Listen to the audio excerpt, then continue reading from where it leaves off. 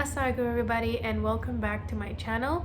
In this video, I will be reflecting on a recent debate that happened last week on gender affirming therapy. For those of you that don't know, I'm actually part of a class where we do debates every week. Every week there's different groups that do debates, and so last week it was our group. So this is the debate topic. Whereas the scientific community remains uncertain about the benefits and harms of gender affirming therapy, be it resolved that the Ontario government should immediately reject Bill 42, Gender Affirming Healthcare Advisory Committee Act. So essentially what this is saying is that the scientific community is uncertain about the benefits and harms of gender affirming therapy. So gender affirming therapy is basically just any sort of treatment that involves helping an individual transition so that they can align their gender identity with their body. So the government is basically saying that we want to reject Bill 42. We don't want this advisory committee. And we as the opposition are saying we want this advisory committee, so we want to make gender affirming therapy more accessible. So that is our position. Interestingly, this topic actually came to be because of me. It was the first time that we were debating on this topic. It did not exist before in the previous iterations of the course. And basically what happened is that in the summer, I approached the professor. I've taken like 4 courses with him. So I know that this course is all to do with like endocrinology, so hormones. And I asked the prof, hey prof, are you going to be covering things about gender transitioning and hormones that help people transition? Because I'm really interested in learning about the implications of that and whether it's reversible or not, and etc. And he said, actually, that's not part of the curriculum, but that would make for an interesting debate topic. And so he makes this into a debate topic, and then he makes me the opposition such that I'm actually wanting to support gender affirming healthcare and the gender affirming advisory committee, even though it conflicts with my personal beliefs. So it's interesting to look at it from a different perspective and debate on this topic. We spent so much time researching on this topic, and initially we were actually going to surrender and just give up because we felt like we're at an inherent disadvantage, because we knew based on our research the significant negative health implications of gender affirming therapy. We really thought that we were going to lose the debate, and so what's the point of even putting in the time and energy into this debate if we're going to lose anyway? So we were actually going to surrender. But funnily, as we did more research, we realized, okay, maybe it's not that bad. Like maybe we can try to twist things in our favor. How the debate works is that you have like different speakers in each side of the debate, and I'm gonna take you over the speeches or the main points of each speaker in each side of the debate, and then I'm gonna evaluate that, refute their claims, explain their thought processes, what I liked, what I did not like, basically reflecting on how the whole debate went. So on the day of the debate, the leader of the government, so the prime minister of their group versus the leader of our group, so I was the leader of opposition. Both of us, we saw each other outside of class, and we were both late to class basically. So both of us, we skipped lecture to work on our debates. The prime minister was like, oh, you're late too? And I was like, yeah. And basically we both just skipped lecture to focus on the debate, and that was just really funny that both of us thought the same thing. So I'm just going to start with the prime minister because they were the first speaker, and I will literally just read out what their speech is. As the government, we stand here today to reject Bill 42, which seeks to make so-called gender affirming healthcare more accessible to all Canadians, including minors. What exactly does gender affirming healthcare do? Well, it involves the administration of hormones and drugs such as anti-androgens and puberty blockers. Androgens is testosterone, so blocking testosterone. It also involves surgical procedures such as the removal of breasts, testes, and uterus. The bill also seeks to expand current insurance coverage to allow for procedures such as facial feminization surgery, chest contouring, and electrolysis. Some of you may be thinking to yourselves that rejecting this bill means that we do not care about transgender people, which could not be further from the truth. The reason we're having this debate is because the review article failed to demonstrate convincing improvements in mental health, and some studies suggest that there are treatment-associated harms. So we do care about the transgender people because we do not want them to fall into the unproven idea that surgically changing their bodies and taking hormones will solve their mental health issues. We're also rejecting this bill because we are especially concerned with adolescents and children gaining easier access to these gender affirming procedures. So just to kind of stop there before I continue, and let's kind of break this down and analyze it. So Bill 42 essentially is trying to make gender affirming healthcare more accessible, right?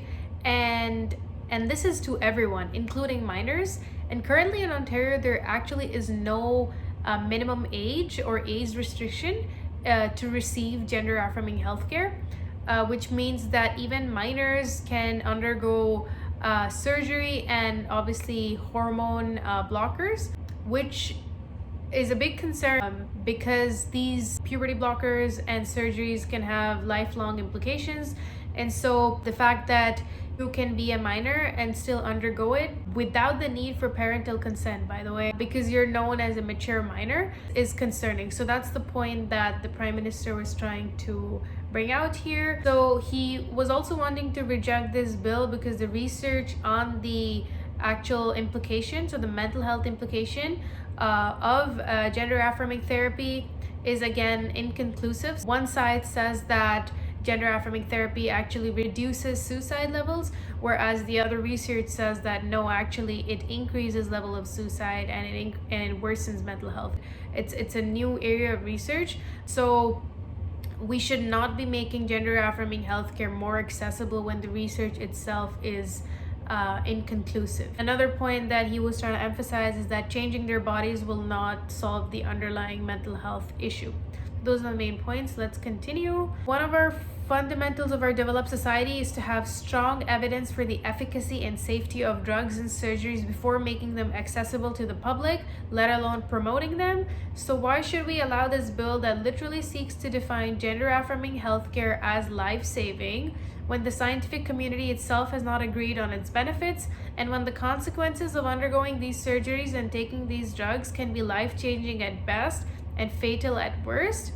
What happened to the hypocritical oath, first do no harm, sworn by physicians throughout history? Already in Ontario, children can take puberty blockers and hormones to transition, and they can even undergo surgeries, all without needing parental consent. Yet the opposition wants to make this more accessible. Also, so let's stop there. So basically the same things that I said. You don't need parental consent. There's no minimum age. The research is inconclusive. It can be really fatal at worst, but life-changing at best. Scientific community has not agreed on its benefits. And literally the bill is defining gender affirming healthcare as life-saving, which is concerning. And their point is that if you define something as life-saving, even when the research is inconclusive, then you're misleading people and you are giving them a false idea that gender affirming therapy is gonna fix your problems, when in reality the research is inconclusive. And this makes people think that they should just rush to surgery and hormones because this is life-changing. And this is like the solution to their problems, which again is misleading because the research has both sides of the coin and it's not fully evidence-based. So the point is not to make it so accessible until we're able to find actual solutions that are not having such harmful side effects. To continue, upon taking a closer look into this topic, we noticed that pharmaceutical companies involved in producing puberty blockers and hormones and the US sex reassignment surgery market have been seeing huge profits year after year. So could it be that pharmaceutical companies and hospitals are exploiting the current growth of the transgender population by offering false solutions in order to make a quick buck? It certainly wouldn't be the first time this happens. Remember the opioid crisis? Members of the House, let us not exploit and damage one of the most vulnerable minorities under the guise of compassion by rejecting this misleading bill.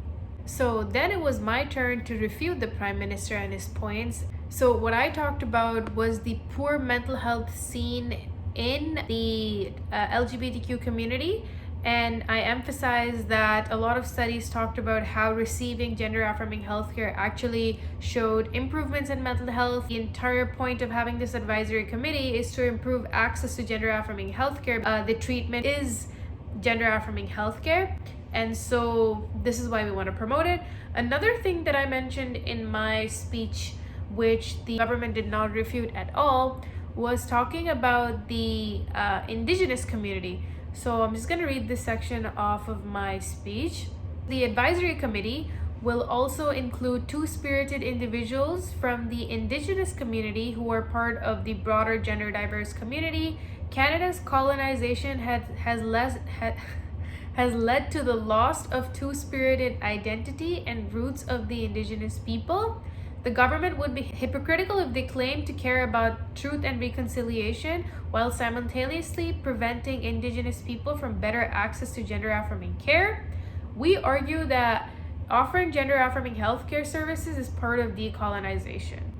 So essentially what I'm trying to say is that indigenous people have two-spirited identity. Two-spirited is basically gender fluidity. They feel like they can be male at some points and female at some points, and that was like part of their identity. And so when Canada colonized the indigenous people back then, it was completely not a thing, and so they kind of really took away and deprived them of their two-spirited identity. And so we're saying as part of decolonization and as part of Truth and Reconciliation Act in Canada, providing them gender affirming care will revive their two-spirited identity. And so this is one of the reasons that we do want this advisory committee, because that's going to make gender affirming healthcare more accessible, especially to the indigenous community, and that is part of decolonization.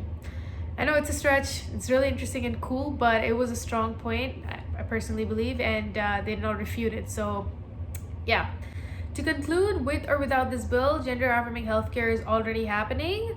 Why not allow it to happen with the help of an advisory committee that better represents our community and makes these services safer and more accessible? The next speaker for the government was Minister of the Crown. So they were trying to refute our claim, the fact that there was actually no reduction in suicide pre and post treatment. And they also talked about the fertility implication of taking puberty blockers. So if you block your puberty, then that's going to have an impact on your fertility. I would refute that by saying, I did not refute it actually in the debate, but personally I would refute it by saying that people that undergo gender affirming healthcare know that it's going to affect their fertility, but they're willing to take that hit because of the mental health implications that they're having. And also they have other alternatives: adoption, in vitro fertilization, artificial insemination, and other ways of having kids.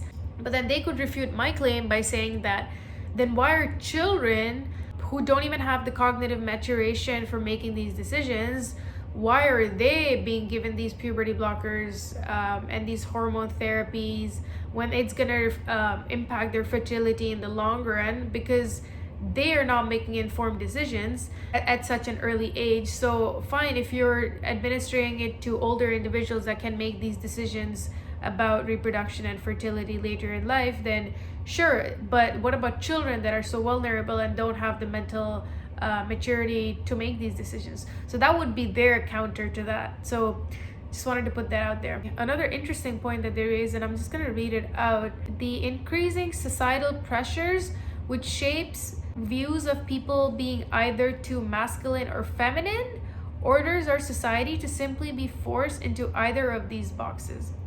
Basically what they're trying to say is that our society is viewing individuals as either like male or female, and you can't be having masculine females or feminine males. And so they're arguing that approving Bill 42 assumes that the only way you can fit into society is by changing your physical appearance, but instead people should just accept you as who you are, because changing your physical appearance has obviously long-term implications, and the research again is inconclusive. And so, as I mentioned earlier, society should be more accepting of these people instead of them just rushing to these interventions. Acceptance of society would really help improve their mental health instead of having to change themselves to fit into society. And I'll just read this closing statement. So it says, approving Bill 42 would send a message that the only way to truly be accepted in society as a trans person is to change your appearance and physical characteristics. Maybe it is time to stop exerting societal pressure on transgender people who feel they must forcibly change themselves to be included, but instead make a society where everyone is included as who they are, rather than endorsing this community to undergo questionable medical treatments that oftentimes have permanent and life-changing effects in order to feel welcomed. So I think that's pretty powerful. So then it was our turn, and my teammate, they refuted their claim about gender affirming care being accessible to kids. So they said that even minors have access and this is harmful, etc. So we refuted that by saying we agree that children are a vulnerable population and that they have access to gender affirming healthcare, which is exactly why we want to have an advisory committee, because we believe that this advisory committee is going to make it more safer for these children, because it will be including pediatricians and psychologists and psychotherapists that can better recommend what we should implement to protect our children. And so having this advisory committee with professionals is actually going to protect our children. The next point that was raised by us was the point about autonomy. Autonomy and accessible healthcare are not just policy choices, they're basic human rights. In 2016, the government passed federal legislation to allow medically assisted dying for those with untreatable conditions. Jehovah's Witness followers do not accept blood transfusions, even if it costs them their lives. Patients with DNRs, which is do not resuscitate, will not receive CPRs even if they are in the middle of a heart attack. The point of these examples is to draw a parallel to today's debate. Canada as a nation recognizes that people have values, beliefs, and unique understandings of what makes their life worthy. While we recognize the concerns regarding the risk of gender affirming healthcare, we want to emphasize that we as a nation have always prioritized choice. The logic of getting rid of gender affirming healthcare does not entirely hold. By removing access to gender affirming healthcare, we increase the damage of gender dysphoria, including psychological distress, self-harm, and suicide. Rejecting Bill 42 denies the basic human rights of autonomy and accessible healthcare. If the government rejects this bill, it violates its own bill, which is Bill 33, which states that every individual has a right to equal treatment without discrimination against gender identity or expression. So then we had another person from the government speak that tried to refute our claims and then state their own argument. So they said that there's actually very little education on gender affirming therapy and how to treat transgender people in medical schools, and apparently there's like 26% of medical students felt underprepared to discuss sex reassignment surgery, and 28% felt underprepared to discuss gender transitioning. How can we put the lives of our vulnerable transgender population in the hands of medical professionals who have little education and confidence in treating this specific group of people? So I refuted this in my next speech, and I said that the entire point of the committee is to have veterans in the field across multiple different professionals to really give the best verdict on how to carry out the gender affirming therapy for these individuals. So we're not going to have medical students that don't have any experience to deal with this population, and so your point is basically invalid. To continue their speech, they talked about how physicians can start administering hormones after just one visit, and they kind of closed by saying that instead of changing their bodies, society should be more acceptable of this population by having gender neutral washrooms and using correct pronouns, because this makes them feel more inclusive, and this also has shown to improve their mental health. So then it was our turn. The most important thing that we mentioned that the professor really liked is we talked about a study that had around 8,000 transgender people that was carried over like 3 years or so, and it showed that there was actually less than 1% of regret in the individuals that were undergoing gender affirming healthcare and even surgery, which makes you think that if they have such low levels of regret, then maybe there is no problem associated with it. Maybe they are truly happy. So finally, it was my turn to summarize our points. I basically said, as we come to the end of this debate, the opposition would like to remind you about the importance of having a gender affirming advisory committee. It is crucial to note that Ontario government already allows for gender affirming care. We think it is ridiculous for the government to first allow for gender affirming care and now push back against an advisory committee whose sole purpose is to improve this type of healthcare and regulate it. Without an advisory committee, we would be slowing attempts to improve gender affirming care in a safe and regulated manner, compromising on the health of the LGBTQ community. So we're trying to say that gender affirming healthcare already exists. The government of Ontario is already funding it, and now you're trying to push back against improving accessibility towards this healthcare when you yourself are already allowing it. And we're saying that the entire point of this committee is to make it safer, more regulated, more inclusive, etc. And then I reiterate some of our points, and I say that improving access to gender affirming healthcare will reduce risk of mental distress and suicide and improve psychological well-being. I also talk about decolonization and the Indigenous community and how they're breaking their own human rights code, and how Canada as a nation has always prioritized autonomy, physician-assisted suicide. That's how I kind of summarize the debate. And then finally, it was the Prime Minister's turn to close the entire debate. And I'm gonna read their speech word for word because I absolutely loved it.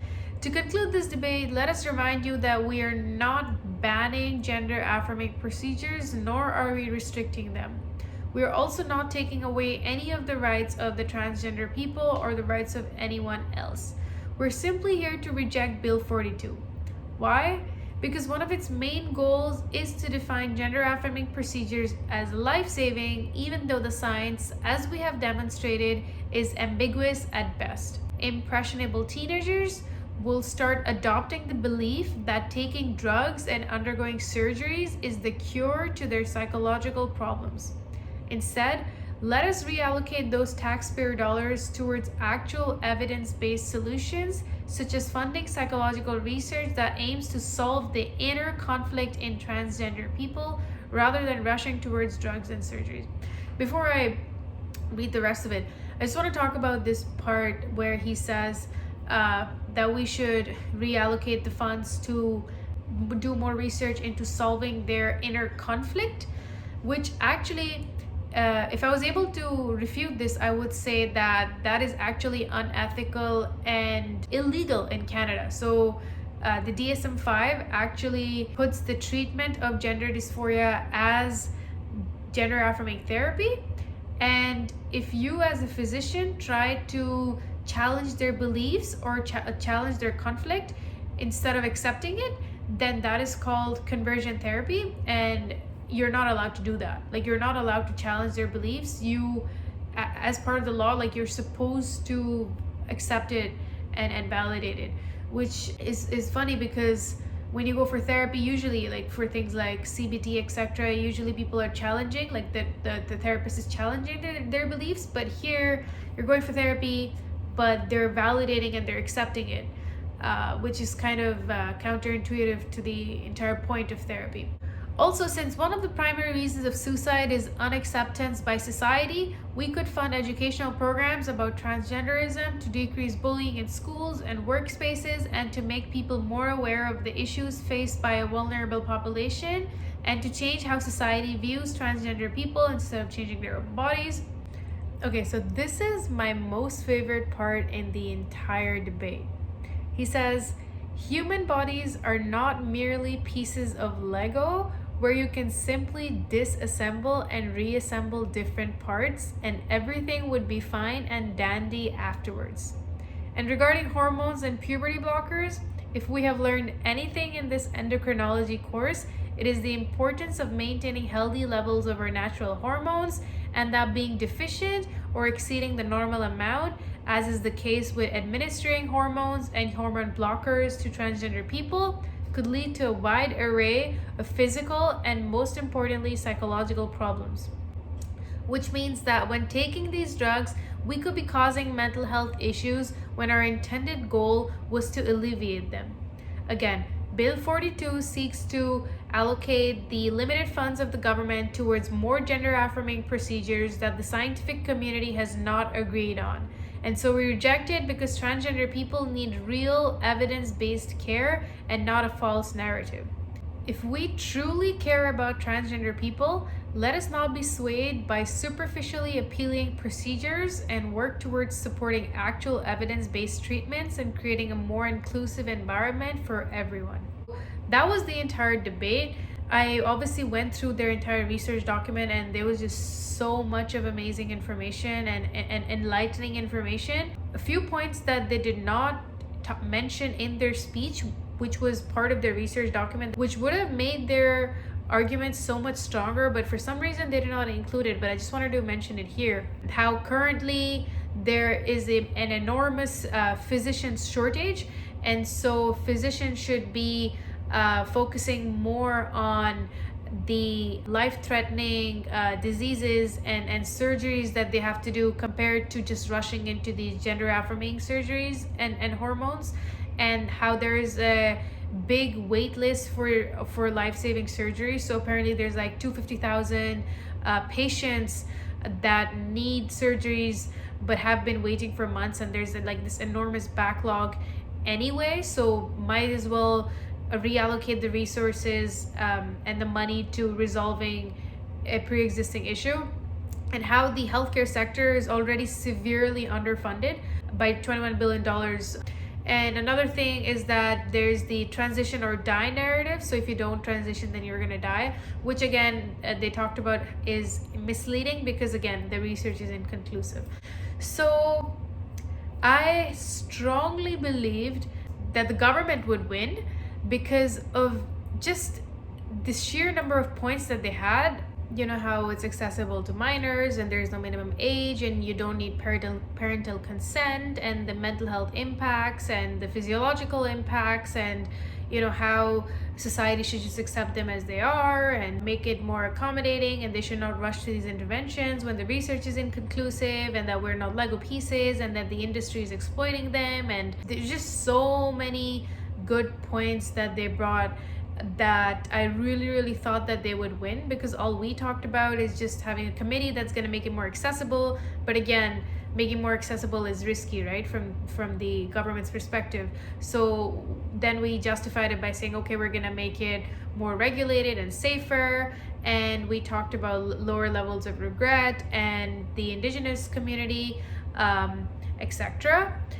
I personally felt like the government was stronger, but it turns out that we actually won. So when the debate ended, it was a 50-50 split in the House, but the professor is the ultimate deciders, and he decides a week later. So 50-50 split meant that the government lost because the government needs majority vote in order to win. And so I really was not even expecting that much. I thought that the government would win within the House itself and the motion would pass. That did not happen. And then I was like, okay, 50-50 is not that bad. Like, we both did well, but what's the professor gonna say? And I thought the professor was gonna vote for the government, but it turns out that he voted for us, and I was like mind blown.